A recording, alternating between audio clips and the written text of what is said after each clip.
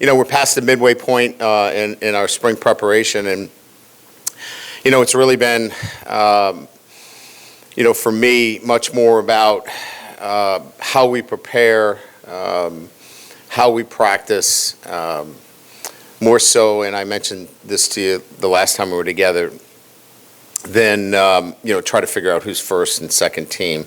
Now as we get past the I would say educational phase of how I want our football team to prepare and practice, we got to start looking at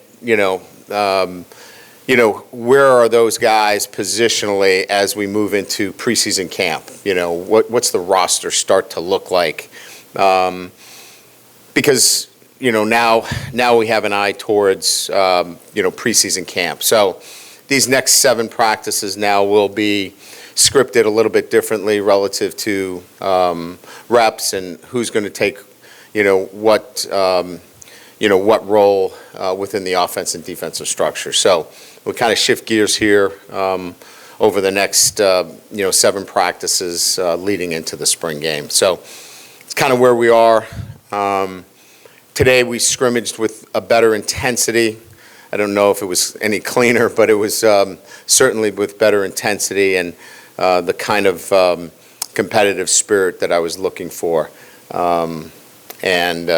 Again, now our focus will be, for example, with the quarterbacks, who's maybe a little bit stronger at an RPO game plan, who might be a little bit better at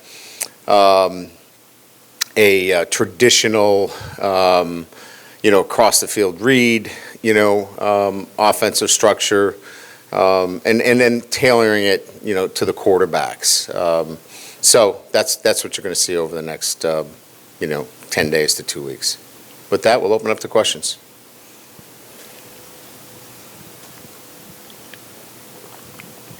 Just when it comes to those quarterbacks, what are your thoughts on what you've seen from them for the first half of spring ball? I think each one has some different traits and characteristics. They all can play here. They all are not going to be able to play at the same time. So we're going to have some difficult choices to make. But each one of them has some different characteristics that kind of allude to what I mentioned in terms of, I think each guy can do some things differently, and we're going to have to be putting together the offense to highlight their skill set. So it's been fun. It's been interesting to learn a little bit more about them. And then it'll be our job to get the best out of them and tailor the offense accordingly to what their skill set is. Coach, over here on the right, front right, Buddy Sanji, CBS Sports Radio. Yeah, buddy. John Emery, we hadn't seen him in a game in a year and a half. He looks physically as well as he's been. Yep. Could you talk about him, running back by committee? And secondly, quarterbacks look like you put a little more pressure on them. Are you happy with the way they're doing the little things, including getting rid of the football quick enough? Yeah, so John, it's really about, John being in a better place mentally than it is physically. I think he's not as distracted. He's focused on what's most important, and what is most important is his academics and football. And I'm really proud of the progress that he's made since my short time here, and making that happen. And I think I think we're going to see him play for us this fall because of that. And that's all on him, right? He had to make that decision, and good for him. As it relates to the quarterbacks, we wanted to put them in pressure situations today because we clearly wanted to, see some of those things in terms of, how are they processing? Is the ball coming out on time? Are they guys that can handle pressure? And the one thing that they do really well, especially the veteran guys, they handle it very well. They see it. They know how to check protections. And I think more than anything else, and Joe does a really good job of, he doesn't put these kids in a position until they're ready to protect themselves. In other words, slide the protection, check the protection, know where their hots are, and they'll be prepared for that, and I think we saw a pretty good indication of it. Seems like, you've been mixing and matching on the offensive line a good bit, just trying stuff out. Yeah. I guess, how has that been going? How are you feeling about that offensive line so far? I think some pieces are starting to, come together there. We moved Campbell, to the left tackle position. I think he's done a really nice job there. It gives us a little bit more flexibility moving, now you've got, Dummerville and a Wire, to kind of tag team. And so, with Dellinger coming back, he gives us now some flexibility. Now we can move him inside. He can, he played tackle last year, so, it's starting to come together for us a little bit.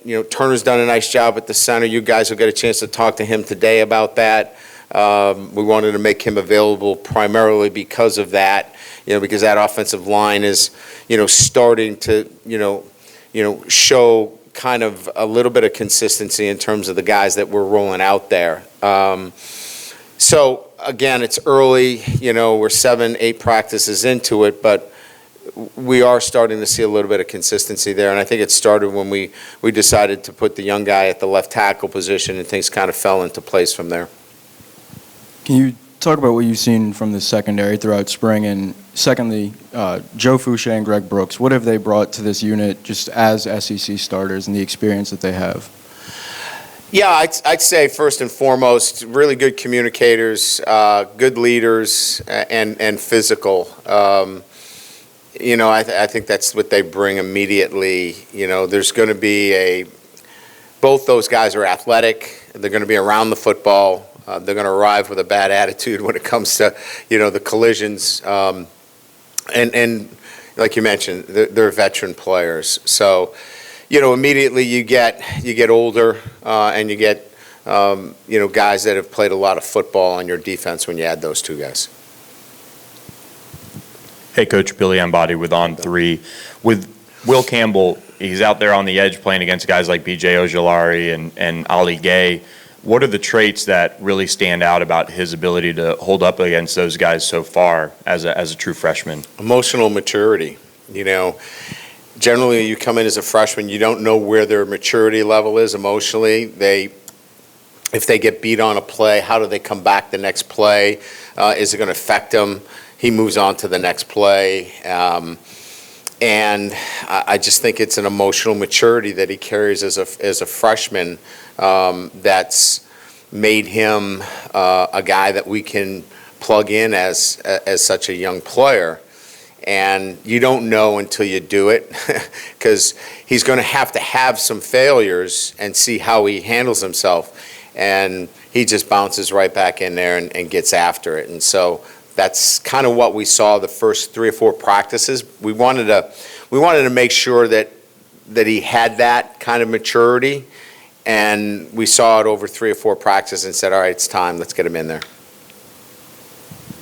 When it comes to Charles Turner at center, that was probably maybe one of the most open spots on that offensive line coming into the spring. Yes. What has he done to step up in that role? Well, he's athletic. He's got some athleticism at the position, and he's got a high football IQ.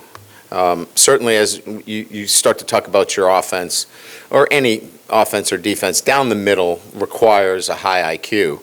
Quarterback, center, middle linebacker, safety, and it shows itself in the NFL. Those are the guys that generally are in the league the longest. So, you're looking at somebody that can make all the calls, get us in the right line calls, and displays an athleticism at the position that we like as well. He's got a ways to go. He has not nailed down the position.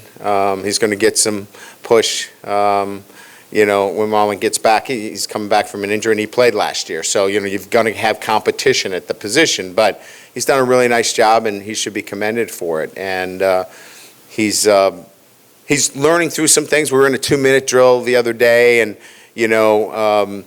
that sped up for him a little bit for the first time, but that's the first time experience for him too. So there's some learning curve there for him, but we like where he is right now.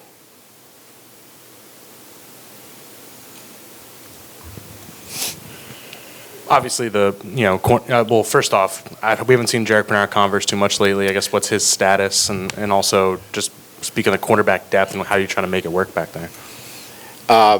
Yeah, he had a Jones fracture of his foot. We repaired it, and he's doing terrific. He's on pace to be back, for our June training. And so we feel really good about where he's going to be. We don't have any, concerns about that being a lingering situation. No, it's been difficult. We're really thin at that position. It might be a position that we even look at the transfer portal, to augment that position as well. Back I here, figured that was Coach. the question of the question, right? Yeah, we have to continue to build there.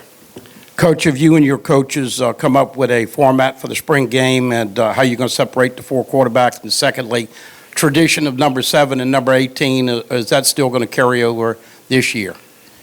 Yeah, those are really good questions. Right now, based upon our situation, unfortunately, it's starting to trend towards an offense versus defense, which I can't stand that.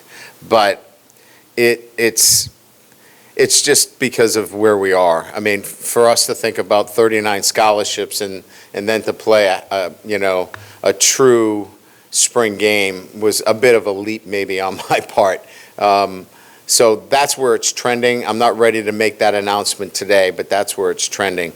As for both jerseys, I've done some research on both, and certainly we know the history and tradition and what they represent. I'm going to leave it to our players to make that decision. I think it should rest with the team and the players as to how we carry that tradition on. So we will have a team meeting after the spring, and we'll have a discussion with that, and I'll honor their wishes relative to those 2 numbers. Good? All right, thanks, guys. Gals?